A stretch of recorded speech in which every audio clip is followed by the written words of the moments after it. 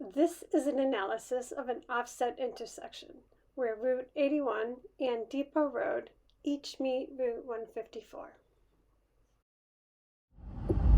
So first, let's take a look from the driver's perspective. Here we are on Route 154 headed north into Higganum Center. I know from experience, this light doesn't stay red for long. And that's Depot Road on the right and Route 81 on the left. Headed in the opposite direction on Route 154, as we approach the intersection, the road widens to accommodate entrant traffic from Candlewood Hill Road, becoming 3 lanes at the intersection. A right turn on red is restricted. Route 81 is on the right and Depot Road on the left.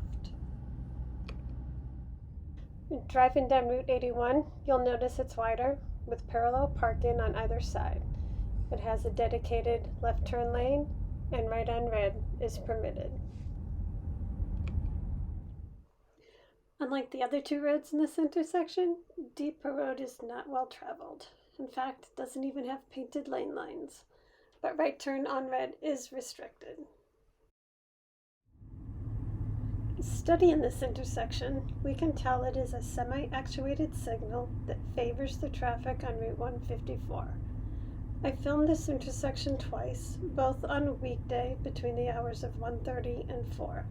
I have seen this light stay green for as long as 3 minutes before a car on Route 81 or Depot Road caused the light to change.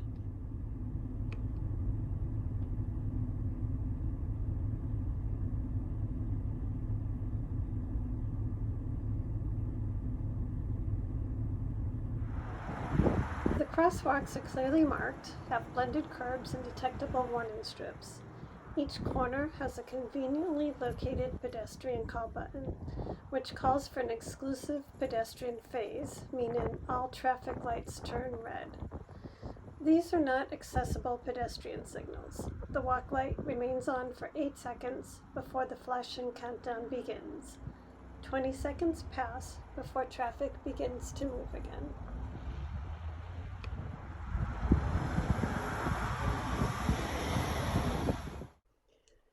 So what makes this intersection complex for pedestrians who are blind or visually impaired?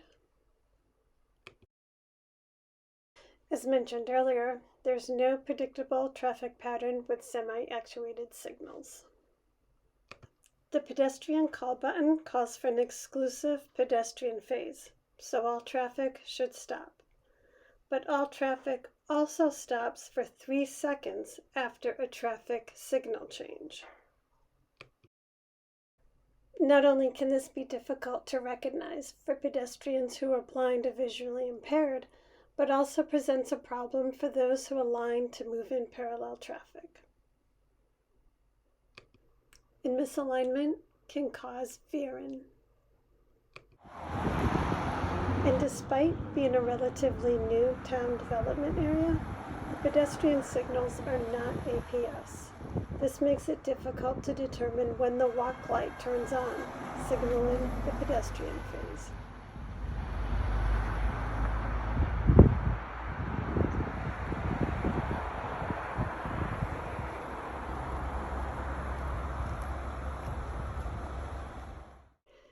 For many reasons unique to this town, this is a low pedestrian area, which means drivers are less aware of pedestrians and develop bad driving habits.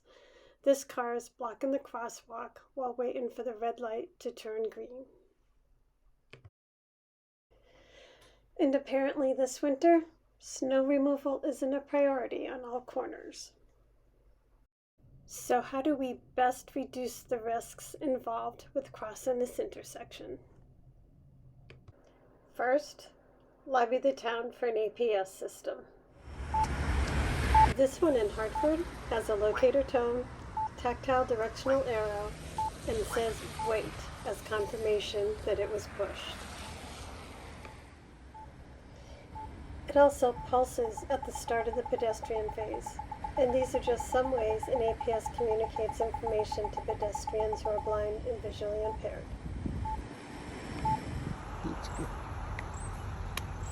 In addition, flagging before crossing is an effective way to capture a driver's attention. And finally, this is a small town, and generally speaking, the cars that travel through this intersection are residents. A targeted education campaign can be very effective at creating awareness and decreasing the crossing risk associated with this intersection.